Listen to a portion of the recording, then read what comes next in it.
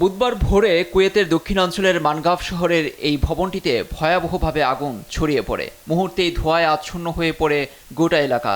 ঘুমের ঘোরে কিছু বুঝে ওঠার আগেই সব শেষ। খবর পাওয়া মাত্রই ঘটনাস্থলে ছুটে যায় দমকল বাহিনী, কিন্তু আগুনের লেলিহান শিখার কাছে অনেকটাই অসহায় দেখা যায় জরুরি বিভাগকে। ঘণ্টাখানেক চেষ্টায় নিয়ন্ত্রণে আসে আগুনের তীব্রতা। ওই ভবনটিতে গাদাগাদি করে থাকতেন শ্রমিকরা। ধারণা করা হচ্ছে যারা পুড়ে মারা গেছেন অধিকাংশই শ্রমিক। স্থানীয় পুলিশের এক জ্যেষ্ঠ কর্মকর্তা জানিয়েছেন, অগ্নিকাণ্ডের সময় অনেক শ্রমিক সেখানে ঘুমন্ত অবস্থায় ছিলেন।